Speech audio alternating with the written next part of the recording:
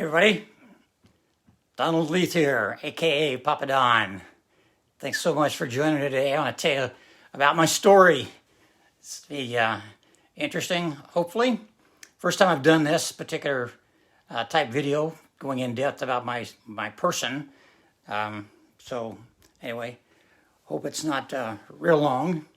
Be like the little boy walked up to his dad and asked his dad a question. It's one of my favorite stories. And his dad said, "Well, son, why don't you go ask your mom?" He said, "Well, Dad, I just didn't know that much about it." And that's not to pick on the ladies or anything, but that's one of my favorite little stories. But anyway, I appreciate you being here. Thanks so much. I grew up in a small little Missouri town in northeast part of the state. Had a good family. We were a lower middle class family, if you would. That's big coal mining country down there. And my dad at one time did work in the mine. My granddad worked in the coal mine. It was a strip mining operation.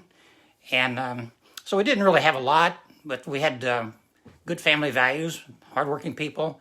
I was taught how to respect my elders and yes sir, no ma'am, etc. And the importance of honesty and integrity, and very, very important values to have. No question about that. There's also very, very strong work ethic. And, I was at a young age, hey, Don, you need to get out there and get a job, get things going, and stuff like this. And so I think it was probably in the 6th or 7th grade that I found out there was a job opening in a local jewelry store there in my hometown. So I called, and the lady answered the phone and told her I was applying for this particular job. And she said, "Oh, yeah." She said, "Well, my husband's the one who will take care of that." Said, "I'll have him call you when he gets home." Well, time goes by, and I'm an impatient kid, I guess, at the time. So I'd called her many times. So finally that night, he called me, and I went in for an interview, and it worked out. And I ended up going to work for him there and sweeping floors and things such as that to start out my career. But for the first time in my life, really, and this is not to say anything derogatory about anybody in my family, but the first time I heard somebody, and this lady, her name was Rosemary, the owner's wife, she said, "Don," said, "in life, you can go anywhere you want to go and do anything you want to be. You just have to get down and get to work at it and believe in yourself and go do it." I had never heard those kind of words really before, that kind of encouragement. Actually, I thought eventually I would probably end up working there at one of the local retail outlets in my hometown. Little town, wasn't quite 5,000 people, and that might be where the situation would end up.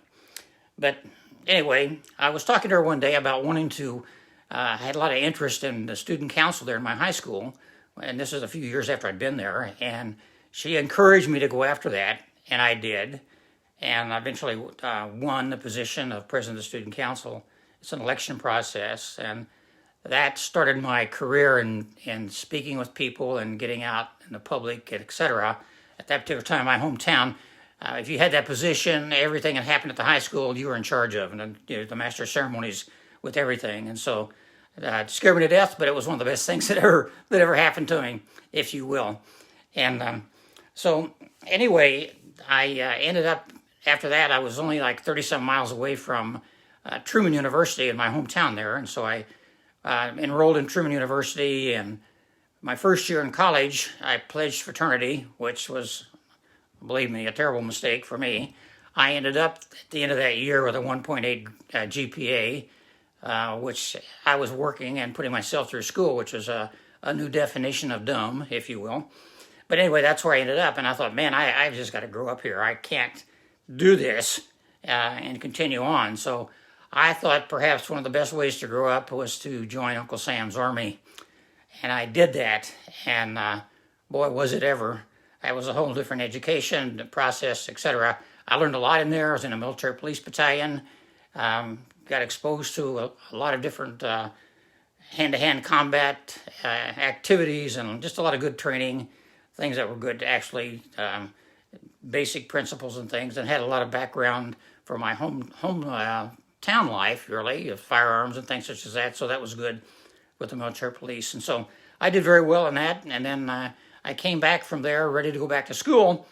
And I got back in town, and my mom says, "Hey, Lester," which happened to be a friend of she and my dad's, who they'd gone to school with, who just happened to be the local funeral director there in my hometown, wants to talk to you about a job. And I said, "Whoa, wait a minute. That's not for me." And she said, "Well, I don't know what he wants you to do." And so I went down and talked to him, knowing that I had to work to get back to school, etc. And so there's a lot of jobs to do there, wash vehicles, mow grass and stuff like that. And I told him, I said, well, I could do those things, but I said, I don't know about helping you with anything else. And he said, well, you never know, you might. So anyway, so I took the job and I started to work for Lester, and one thing kind of led to another. And then I found myself going, at that time, they also had ambulance runs from the small town funeral homes, ran ambulance service too. There wasn't paramedics and things like there today. And so we would do that, and I found myself becoming more and more involved in the business. And so during that process, I was back into school, and then one day the phone rang, and I was working at the jewelry store there where I went to college. They had a branch office, and I found out that phone call that my granddad, who was the apple of my eye, my best buddy, my mentor, my just a guy's guy. What can I tell you? He had a heart attack, and by the time they got home, he passed away. He was at the mine. Well, a big chunk of me went away that day because he was just, so critically important to me. But anyway, that was really, really tough. So got through that process, but I still decided that I was back into school, and then with the ambulance service and everything going on, I had to take advanced medical classes and things like that, paramedic type schools. And so I did end up one night in an ambulance run. I delivered my first baby all by myself alongside the highway outside of Columbia, Missouri, about 10 miles outside of Columbia, Missouri. It was absolutely amazing.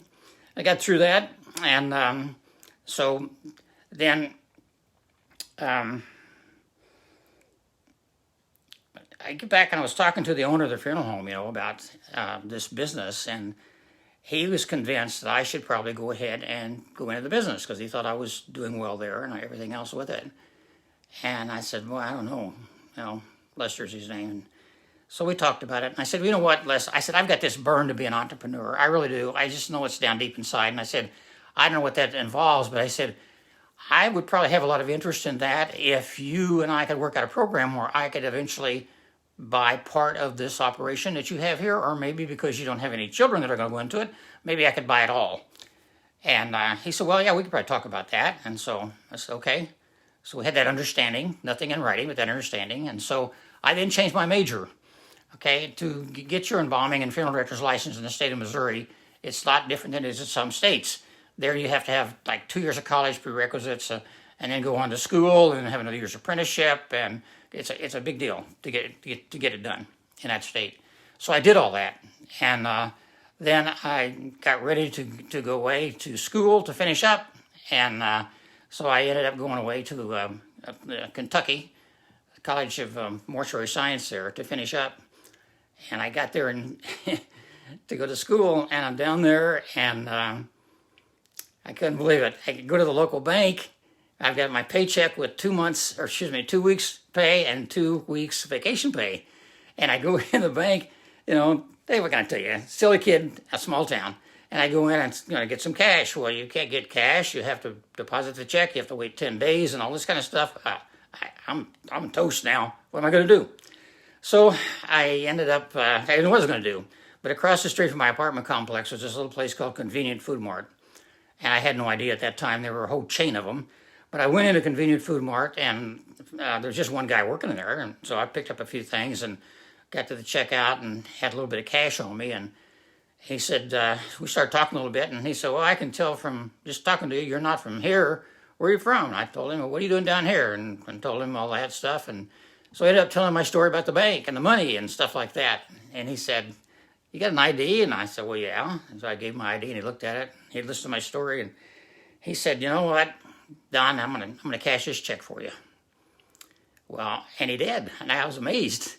Charlie Nash, I'll never forget that guy. And so you probably know now where I bought all my groceries in that town. I'd go in and get him stuff from Charlie. And so one day I went in there, and he wanted to know if I could help him, like on weekends or nights and things like that.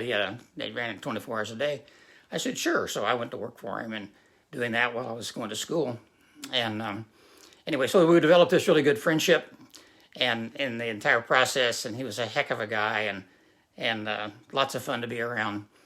So I get a phone call one day, and my little sister had been to the doctor, and they found out she had melanoma.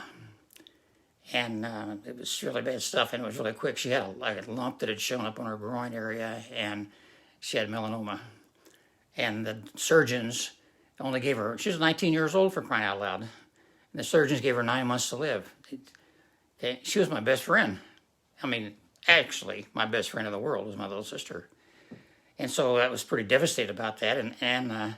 So when I left to go and finish up my college, my step-granddad in my hometown would come in there periodically and help us out when we were busy and stuff like that. And so he was at the funeral home helping them out while I was away finishing up my degree.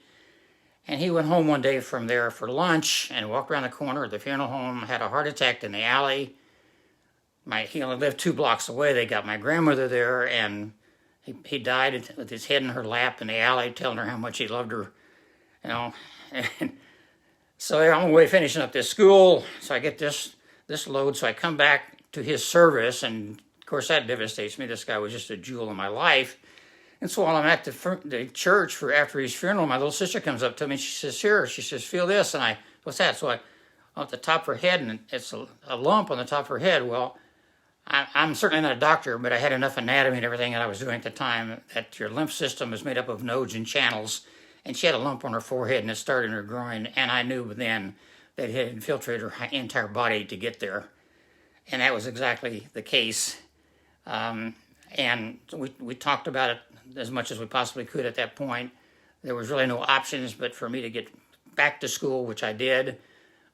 Several months go by, and we're in contact with her and everything during that process, but I get a phone call that she's really critically ill. I was a 9-hour drive away.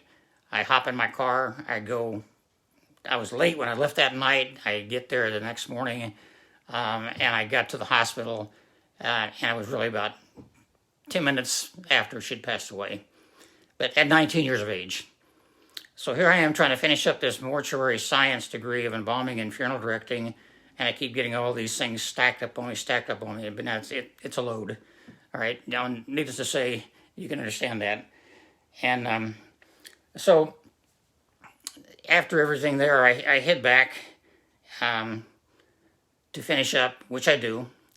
And as I mentioned earlier, my GPA, my first year was 1.8 or so in college, but I kind of found my zone when I got into the anatomy classes and the things such as that, and I did graduate with a 3.97, which was a great improvement for me in terms of schooling, because I had to come back after that and do a year's apprenticeship with 25 case studies, set for an oral examination, which was several hours, and prior to doing that, I had to set for an 8-hour written exam, which was really a brainstormer. I passed that and qualified for the National Board examination, which gave me reciprocity rights at the time in 13 states. So I was pretty well qualified in the process. A big chunk of my heart was gone from all the things that had happened while I was away, but I came back to the funeral home and started my career there, and started doing more negotiation about the fact that down the road, I want to buy in and have this be my life's work, etc. And so that discussion kept going along in a positive manner. And then after a few years of this, I'm down to the point of talking to the owner. I said, "Look, I need some incentive here." And finally got down to this ridiculous point: sell me 1% of 1%, something to show me that you're serious. So I've got some incentive. And then I asked for a first option to buy. Well, I kind of freaked him out. And I said, the first option is just that. I mean, you can tell me you want $1 gazillion for it. And I say, no, then that ends the option. But he wouldn't do those things. So now I'm really getting flustered with what I'm trying to do here. And so here comes a real humorous part of my life. Take a degree in mortuary science and try to go out in the free enterprise system and find a job. Okay, lock and load, pack that one up. Okay, get out there and get that going. People look at you like you just, fell out of a tree or something. First of all, every piece of clothes in there at that time, suit and ties, that was everywhere, man. That's what you wore. And to be in the business, most of your clothes were conservative, dark colors, if you will. Too many flashy clothes at funerals. But I did have a couple of companies that had accepted me to do work in the in their warehouses, and then after a couple of years of learning products, pretty good sized companies, then go into the sales world. Well, I didn't want a couple more years in a warehouse or something of that nature. So anyway, I'm down in Columbia, Missouri one day where I'd been on an ambulance run. And after taking the individual to the hospital, I stopped by to see my uncle, who happened to work at GTE Corporation there in Columbia. I remember him as a kid. He was climbing poles at that time in his career, and now he was in charge of the central office switching equipment for the entire state of Missouri. I stopped in every once in a while to see him anyway. So, hey, Don, how are things going? And I said, well, I gave him a quick lapse of the story I've just shared with you. And he said, well, hey, did you ever think about going in the phone business? And I said, no, I don't think about the phone business. He said, well, nobody does when they start. He said, you didn't know anything about the other business you're in either until you started. And he said, no. I said, well, he said, look, I can get you an interview, and the rest of it's up to you. I said, well, okay, I'll talk to somebody. Well, I get home that night, I had a phone call. I have an appointment in Grinnell, Iowa, which was the Midwest office for General Telephone Electronics Corporation. And but I was going there for the Iowa division. So I went to the interview, met the general manager of sales for the state of Iowa. I was stopped for a while. Funny little story. Back then, pork chop sideburns were real popular. And I shaved those off because I didn't want to go to an interview with pork chops. And I walked in there, and the guy sitting behind his desk with big pork chop sideburns on. So we started laughing about that and chuckled and whatever. But anyway, we got through. He offered me the job right away. It's all yours. You want it? I said, well, I need to think about that. So I went back, 3-hour drive back to my hometown, and I thought about it. And I called him in a couple of days and told him, no, I just wasn't going to do that. So I had also planned ahead of time, not because of all this, but this was anyway planned, a trip back south to visit with Charlie, just to go see him, visit his family and stuff like that. So in a few more days, I'm sitting in Charlie's house back in Kentucky, and beautiful home out in the timber, and we're talking about stuff. I'm telling him about all this kind of story and everything that's going on. And so Charlie says, what's that, guys? And I said, I've got his card right here. So I get out of my wallet, I get his card, and I hand it to Charlie, and he said, excuse me a second. I didn't know what he's doing. He's always on the phone or doing something. So he dialed the phone, and pretty soon he answered, and he was talking to this fellow, and he said, yeah, Mr. Scrub, just a minute, Don is right here. And he hands the phone across his desk to him, and he said, here, Don. And he smiles at me real geeky, and he says, take that job. And so I said, oh, Mr. Carpenter, how are you? And he says, hey, Don. He says, great to hear from you. He said, hey, if you still want that job, it's open and it's yours. And I said, just let me know. And I said, well, I'll take it. And so I accepted that job. I just about freaked out. It was the farthest thing from my mind was doing that. But that's how my career got changed, and that was really my out of leaving the funeral business. Not that there's anything wrong with being in the funeral business. It was just my time to do something different. And so then I got back and went to see Lester after I got back home that evening, and resigned. That was not a pretty thing at all to go through. But that's how it ended up being, and I knew he'd probably pretty much write me off the face of the earth when that occurred, which he did. But anyway, so I then moved to Grinnell, Iowa, and went to work for the phone company, and I had been coached well by going in there, and with the principles I had from my family, and my uncle gave me a good intro into the phone business. And I will tell you point blank, I loved working with that company. GT, I never thought I could like working for a large corporation, but it really wasn't the large corporation as much as it was the people in the field. The people that are out there making it happen. I loved working with those people, and the customers and the services provided. It was awesome. And where I got stationed and assigned different times after I got promoted, which was only a year and a half, and I was promoted out of the corporate office on into different field offices, and where I ended up in Emmitsburg, Iowa, which is a district office there. Had 160 employees in the district, and there wasn't a day went by I didn't love working for that company. We were just a really upright organization, lots of good people in the process. But so that's how I ended up there. And in the process of being at GTE, one of the things I found out is one of their primary products was a company out of Manhattan or Long Island City, New York, called Executone Communications. Executone manufactured nurse call systems, sound systems, explosion-proof intercoms, things such as that, and GTE at that time was their largest customer. So it was a real natural. And I had been selling when I was at the phone company, and my first job, I'd been selling executone products, so I was pretty familiar with them. So I got familiar with that, and anyway, down the road a few years, I'd been in Emmitsburg about 4 years, and they told me that my boss there had been promoted, and I was going to be the next district manager, and fine, and his boss is the one that told me that. And a few weeks later, I'm sitting there in the district manager's office because I was doing two jobs, mine and his, and this guy walks up and introduces himself, and he's my new district manager.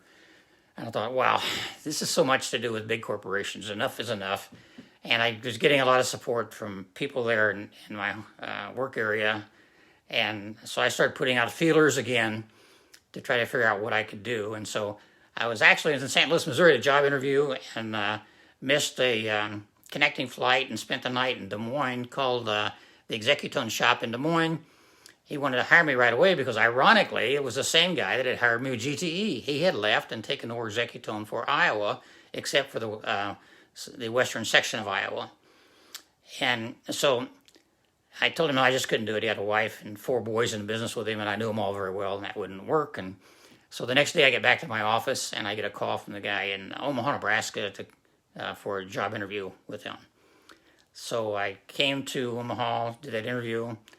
After few weeks, accepted the position, resigned from the phone company, and moved to actually to Southwest Iowa, but was driving back and forth into Omaha and doing Executone. And here again, back in sales. It was right at the time when the Carterphone decision had passed and people could start doing their own phone equipment and things like that. So it was a real key time in the marketplace. And during that time period, we were, I really didn't have any idea how much I didn't know what I didn't know. But I did find out quickly that evidently I knew a lot more than most of the people on the street at that time concerning the business and sales, et cetera, because we just exploded. And in terms of our growth, and I don't give all that credit to me, of course, but we had started building a sales team, and the company grew. I had no idea what size the company was. I was just an employee there. And after I'd been there 2 or 3 years, I had been recruited by another large competitor that had really kind of given me some golden handcuffs, if you will. I was seriously thinking about resigning my position there and going, even though the staunch of going to another big company didn't really appeal too well. But I was thinking real serious about it. In fact, I had a draft letter of resignation written, and I was thinking about it. I was going to turn it on the following Monday morning, etc. And over that weekend, the fellow who owned the distributorship at South Executone set up their field operations, was a privately owned businesses and distributorships with exclusive territories. He was 56 years old, heart attack, and died over the weekend. I felt very loyal to his family and the company and the friends. I stuck around. I thought I'd just stick around and help for a little bit in the process. But actually, that whole entity changed, and I ended up later buying the company. And there I was for probably the next 20-some years in that process. And so it was a good ride. It was very, very competitive for a lot of times. It's like having your own business can be the best day or the worst day of your life. It just depends what's going on. And back in the brick and mortar days, it was really tough stuff at times. Now, I'm not being negative here. This is just reality. I had my operating line of credit my first year in business was when Jimmy Carter was the president of the United States, and that interest rates were at 22+%. And I was paying that on my line of working credit to that company. And that's just the working credit. Then you've got debt when you took on the company. And I was talking about some 7-digit stuff here. When you start throwing 22% on it, it gets to be a pretty wild ride. But we worked through it, and we worked through it as a team. I didn't know at the time the company's revenues and what they were, but they were pretty minimal. But we grew it, and I say we because I give all the credit to the people that were involved. They were an awesome team of people in the process to do that. And so I shall always be in their debt. Lifetime friendships, and some of those we've lost in the process. But prior to actually taking over the distributorship, Executone Corporate had also offered me a position, and I waited on that. And actually, some people at Executone Corporate talked me out of it. Some people in the field organizations, so which I was also grateful about doing that. I can tell you that I'm blessed to have a family. We have 4 children. Candy and I have a blended family. We have 4 children. I have a boy and a girl, and she has 2 boys, and we have 9 grandchildren. And that's a story itself sometime. I can tell you all about that. We've been together now for about 33 years. I think I got that right. I better get that one right, correct?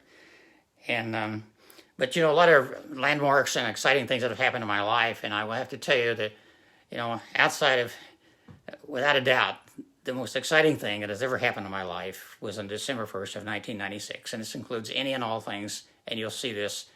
But that was the day that I accepted Jesus Christ as my personal Lord and Savior. And I will tell you that was it just happened in a flash of lightning that had been boiling up for quite some time. That Candy and I were out looking at different churches and so on. And actually the following week she did the same thing. And we hadn't even really talked about that. God just moved on her.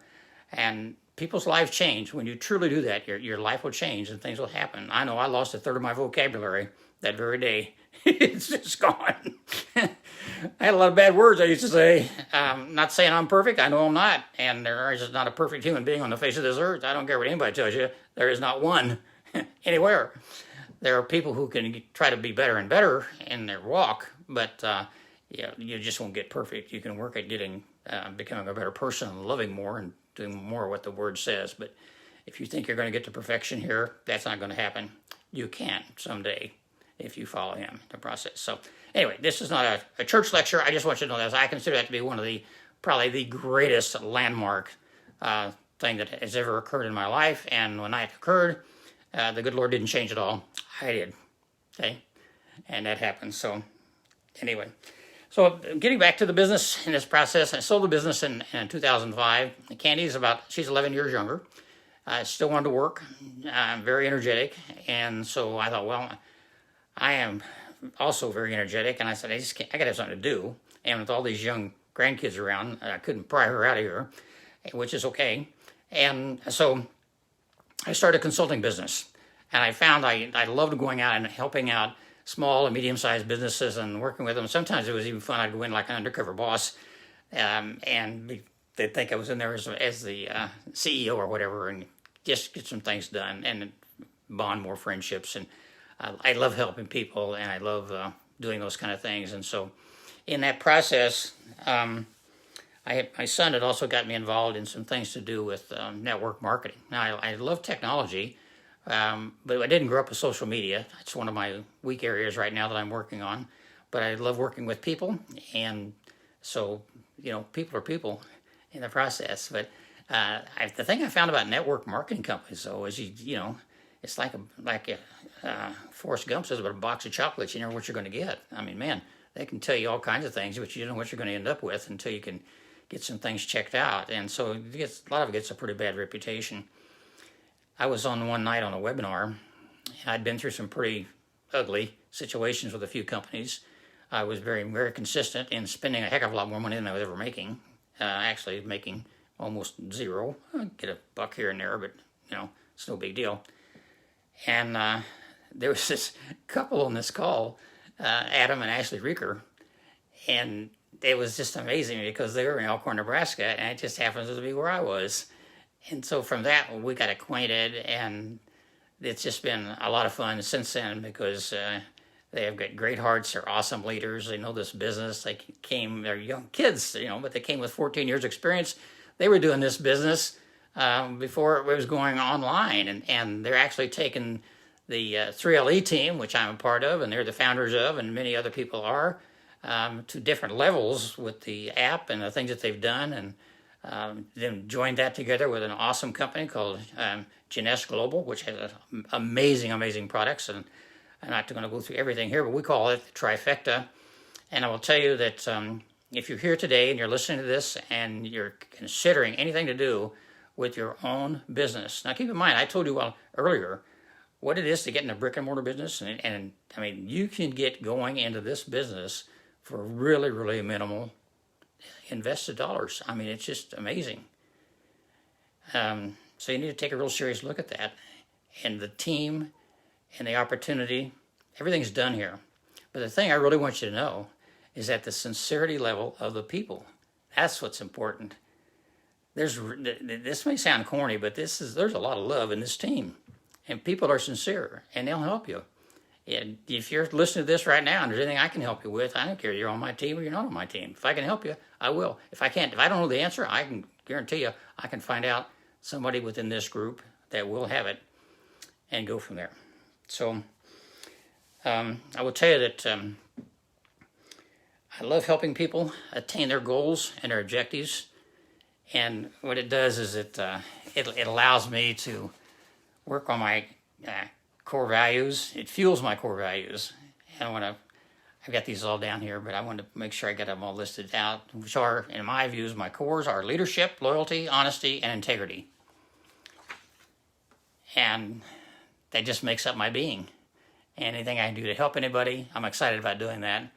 And I am a strong man of integrity. I was raised in a country where, by a family, your word is your bond. And so if you tell somebody you're going to do something, you do it. If you can't get it done, you go back and tell them what's going on and whatnot. So I'll wrap up here. I've talked quite some time here, and I want to thank you all for being here. I would just say this to you. If there's anything I can help you with at all, you just have to do one thing. Ask Papa Don. Thanks so much. Have a great one. Talk to you guys soon. Bye now.